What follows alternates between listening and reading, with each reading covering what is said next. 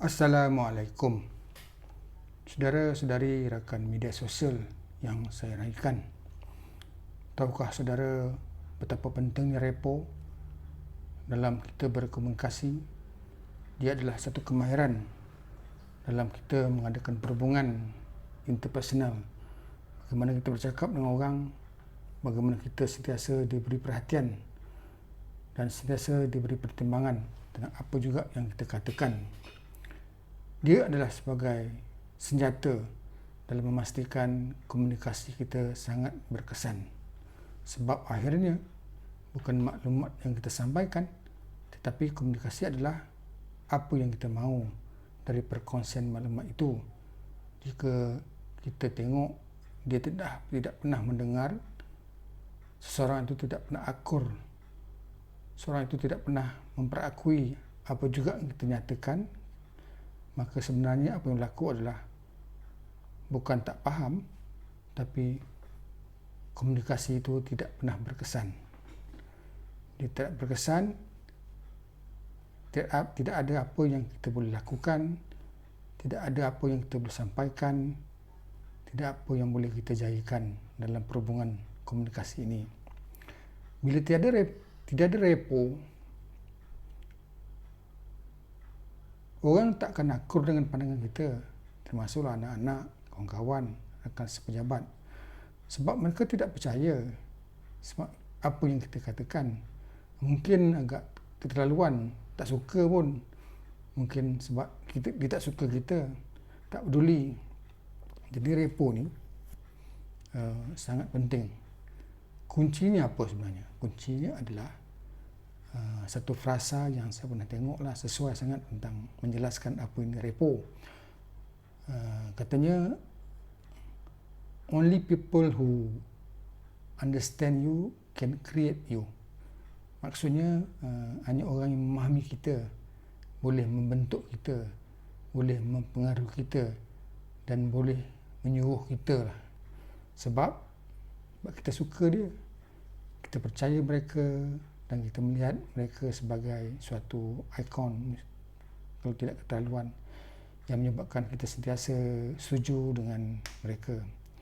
Tetapi saudara-saudari sekalian, terlebih dahulu sebenarnya bukan sebab kita percaya dia, sebenarnya apa yang berlaku, dia terlebih dahulu percaya kita. Dia telah menzahirkan dia suka kita. Dia telah menunjukkan bahawa dia yakin kita. Itu sebabnya dia faham kita.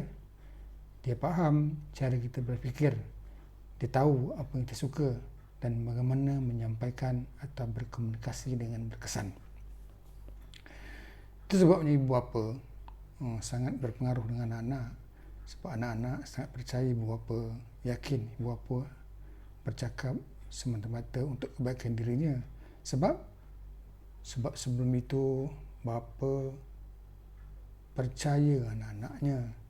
Bapa sentiasa memaparkan, menzahirkan keyakinan dengan anak-anak, dan lebih dari itu sentiasa memberi sokongan bagaimana menyokong kerjaya dan pembangunan emosi anak-anaknya. Tapi apa berlaku jika ibu bapa yang tidak pernah peduli anak-anaknya? Kita lihatlah nanti bagaimana anak-anak yang tak peduli dengan ibu bapanya. Maksudnya tidak meraihkan pandangan ataupun apa juga yang dikatakan oleh ibu dan bapa. Guru pun macam tu. Guru ni sepatutnya menjadi model kepada murid-murid, sentiasa memberi pedoman. Tapi ada murid-murid tak peduli gurunya. Ada murid-murid tak peduli pun dengan cikgunya mengajar. Sebab guru tak peduli anak murid tu.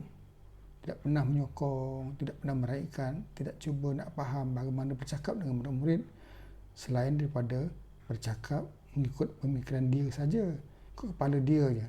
Dia tak fikir budak-budak berfikir berbeza. Maka akibatnya murid-murid tidak pernah peduli dengan guru-gurunya. Saudara-saudari rakan media sosial, begitu juga sahabat.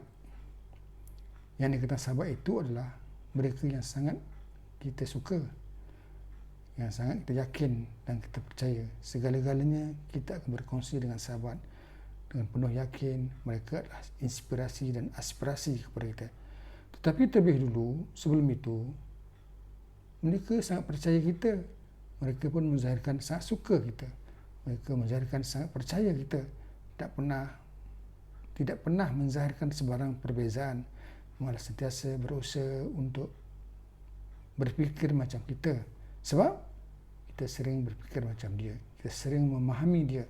Maka selalunya sahabat itu adalah yang dikatakan sentiasa cuba memahami cara kita berfikir.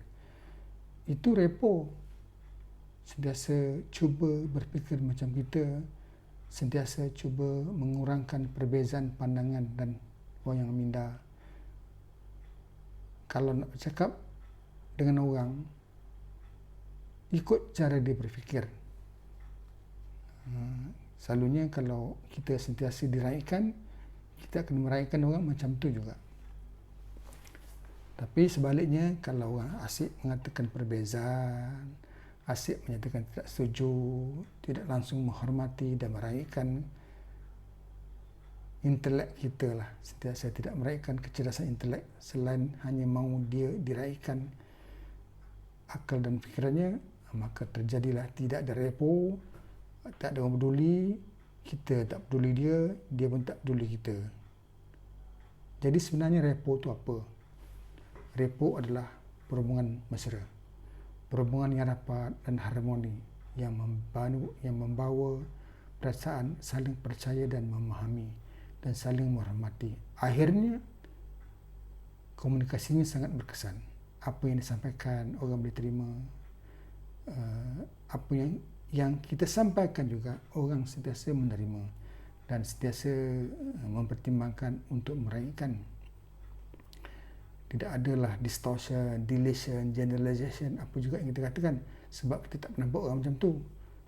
Jadi kalau kita nak repo yang baik, kita mulalah membina, berusaha menyamakan cara berfikir kita dengan orang.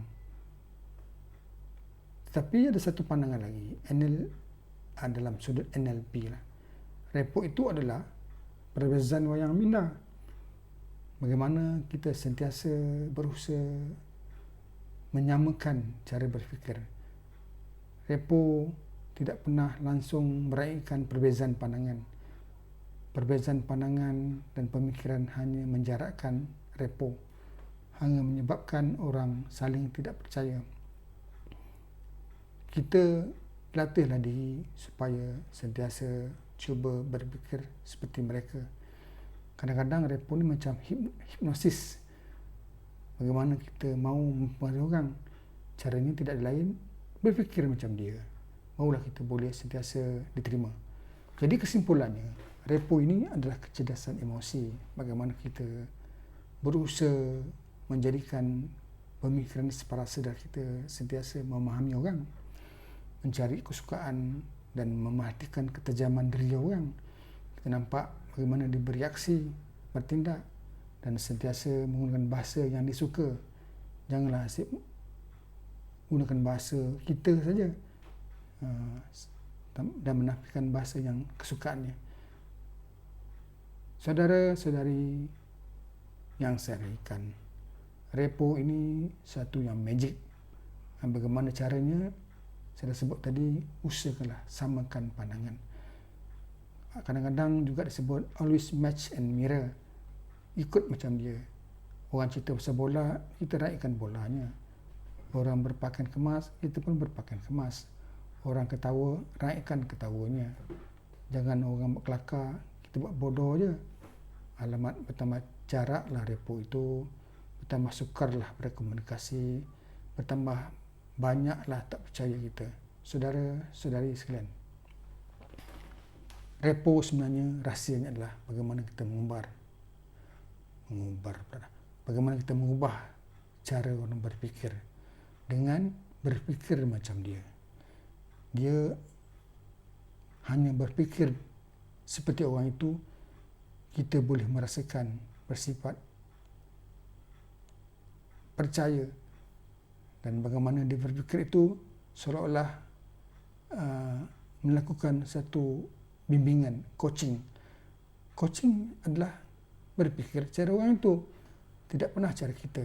Cara mana kita buat keputusan, menentukan matlamat dan gerak kerja berdasarkan keupayaan dan sumber yang ada pada coaching.